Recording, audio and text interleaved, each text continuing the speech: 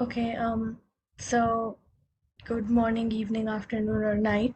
I'm Panya Gulati, and with me today is um, Anushka Prakash, the founder of the Project Prakash, an initiative designed to provide an education for those who are underprivileged living in rural India, who do not have access to the education that we consider normal.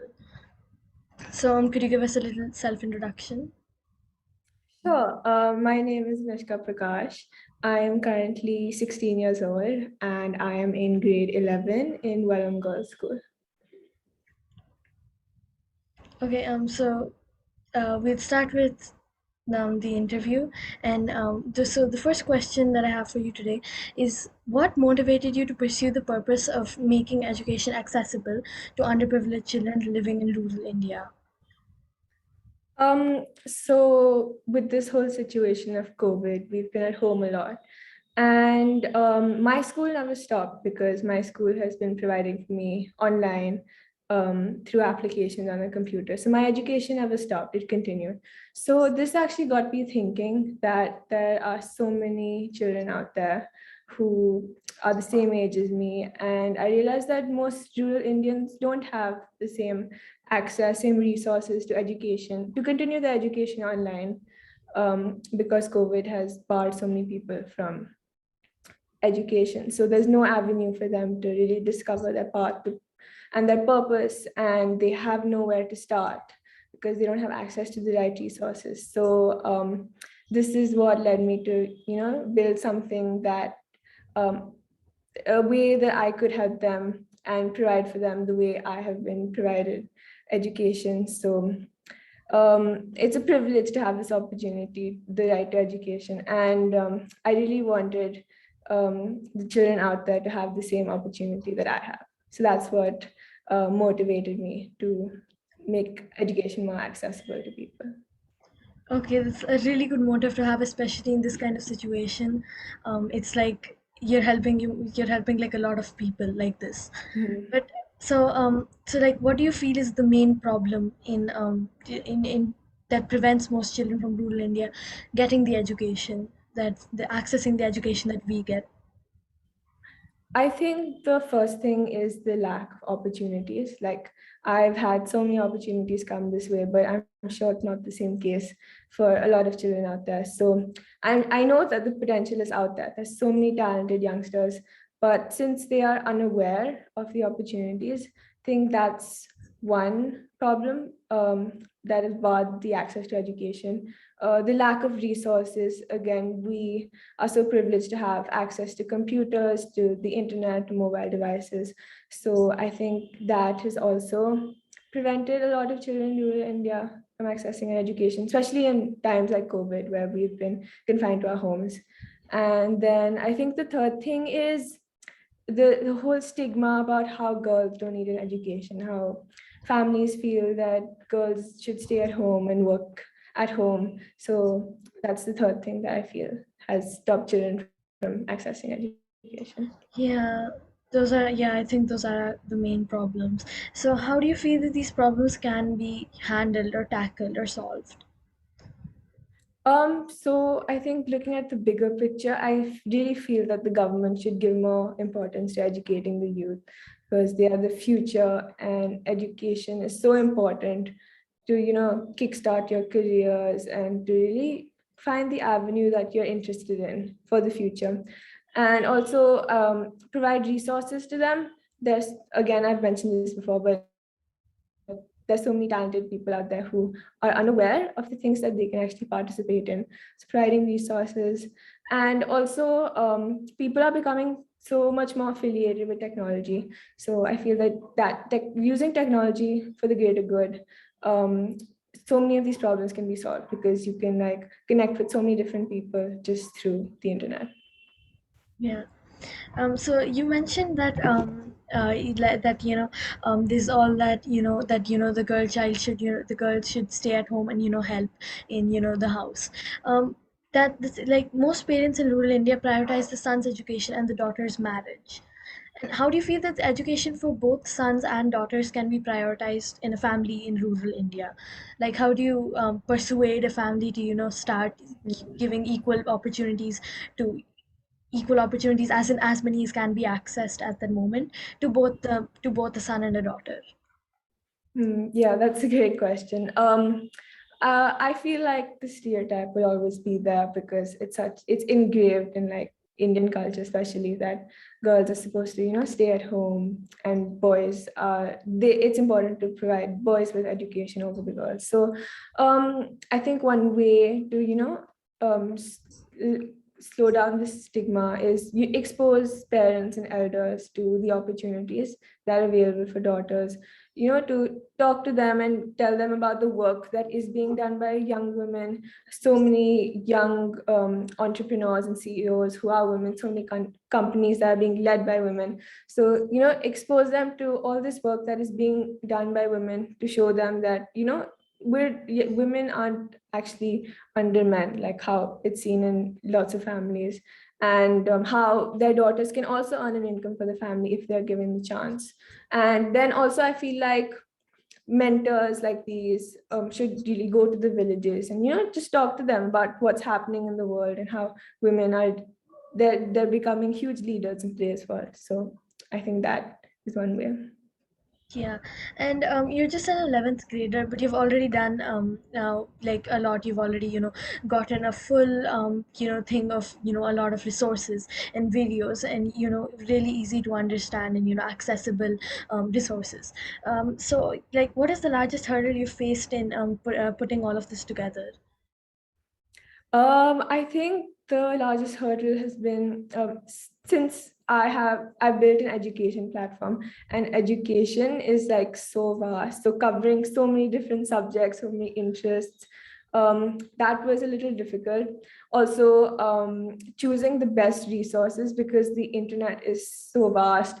There's so many, things, resources that are available out there. So picking the best things, the right things that people will gain the most from. I think that was a little difficult.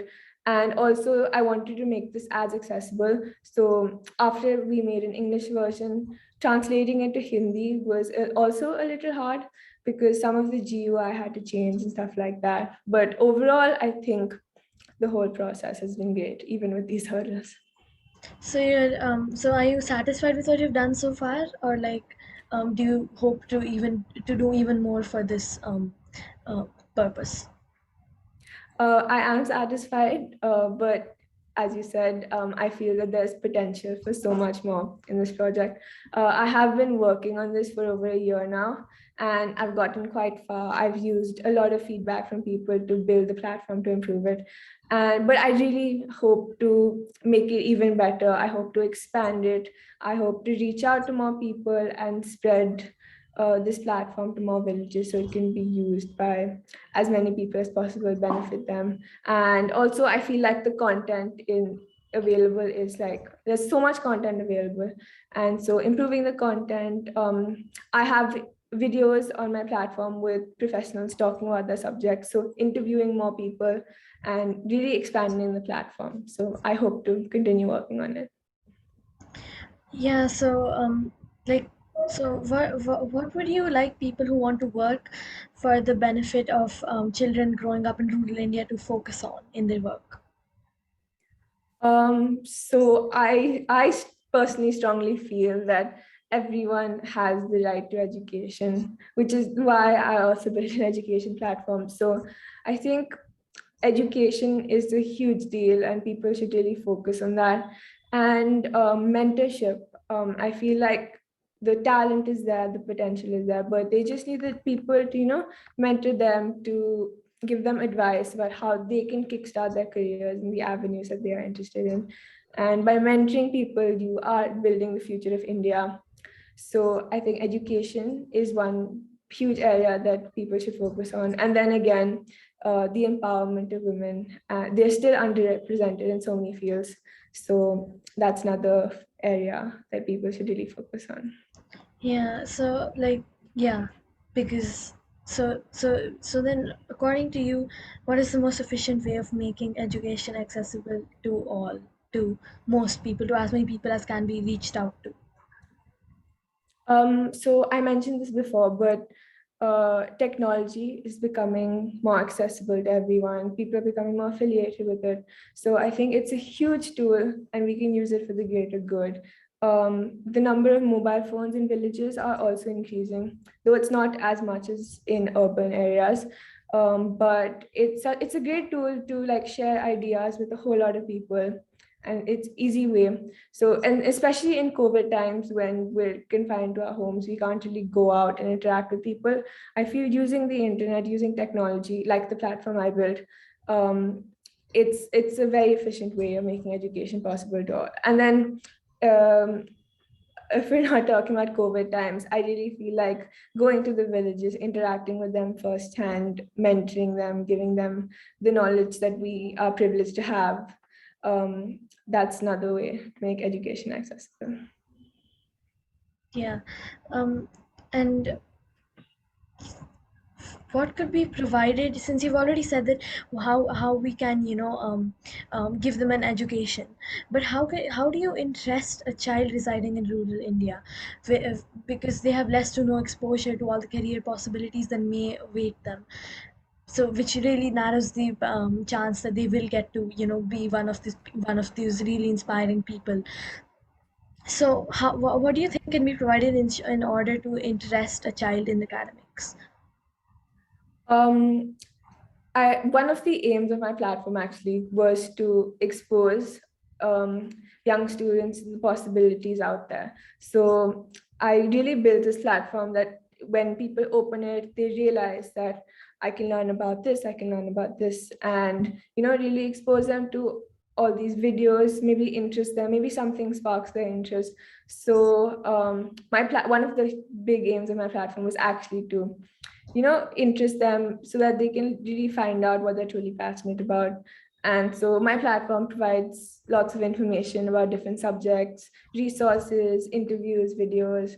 And since their knowledge is limited to what they already know, I hope that my platform can expose them to so many new subjects, new areas that they may not have even heard of. And as I mentioned, I've interviewed professionals and teachers who've talked about their fields and the capability of people who are in their fields, what you can get into. So the videos of my platform are again a way to maybe interest a child who hasn't really heard of all these opportunities that are available out there. Yeah, and that is probably like a really good thing, because you aren't shoving one thing in and saying that you should do this. You're giving them a wide range of topics to explore, and let them find their real calling or something that really Yeah. um, yeah. So the main purpose of my project is to inspire the girl child growing up in rural India. So what message do you have for girls growing up in rural India? Um, I think I've always grown up with this saying that says, love what you do and do what you love. So I really feel that girls, especially, they shouldn't restrict themselves to what they already know. They should strive to learn more, to, really pursue the things that they truly care, they're truly passionate about.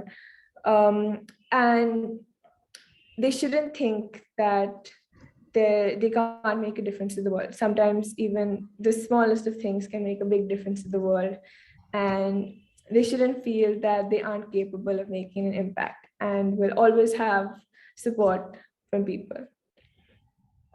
Um, So I asked you in this at around the starting, what inspired you to create this, to create this platform.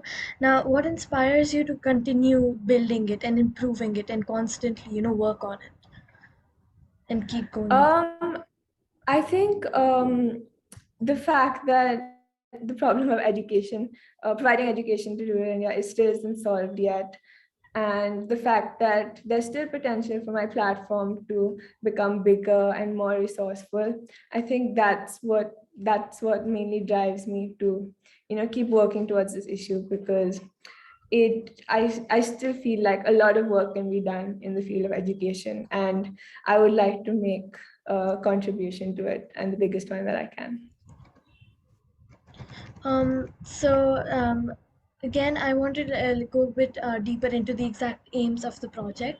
So your aims, as far as I've seen and as far as you have, answered with, are that you want to educate, you want to give, you want to, expose children who underprivileged children growing up in rural India to the wide range of subjects and topics, and anything that you can study and make a whole career out of, and the career options for that. But what do you want it to really mean to them? Do you want it to be like an education, something that makes them proud of them for learning so much, or or for something that will get them a really good career where they're earning a lot of money and they're doing really well? Um, I think I really feel strongly that people should pursue things not only for factors such as money, but factors, um, you should really pursue something that you enjoy, that you're truly passionate about. So I really want people to, find their passion, find that one thing that they really enjoy that makes them happy. So I think that's like a huge driving force that motivate me to the platform, because I really want people to pursue what they enjoy rather than limited opportunities have come to them or what people have told them to do. Oh, yeah. So, what do you feel is one way that like because this is a very big thing, and it'll be tough for one person, or even though there are a lot of other people working on this, they need to be like on the same page or need to agree on some way, because there are a lot of ways to help underprivileged children living in rural India. So how what do you feel is one way that people can that the average person living anywhere can make a little contribution into the lives of underprivileged children living in rural India? Um, yeah, I think we've all privileged enough to receive education throughout our life, and we should really make use of that privilege, make use of the knowledge and the resources we have to help others. So I think for a start, we can start with the people around us. Maybe people. If there are any underprivileged children in our areas, we can take out some time from our daily schedules to, help talk to them, interact with them, and find out what they're interested in, and maybe even, help them with that. And also, again, using tech for good projects like my platform here. So these little contributions, even if people start with just one kid or a few children who live in their neighborhood, I think that is a huge contribution on their part to use their privilege to benefit others.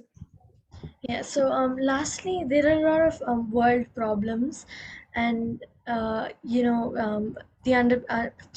some people are not able to access an education is one of many world problems, and all of them have, I believe, more or less equal impact on this planet and the people in it as a collective. Okay, so like how do you feel that they are connected, or there is a way that with uh there is a if you're like, for example, if you're going to allow just expose and an underprivileged child um to a lot of career options, and let's say they pick one and they get really passionate about it, and and a whole new world of options appears to them, and they take up like they get a really good job because they worked so hard, and they get and then they go on to create things that solve a lot of problems in this world.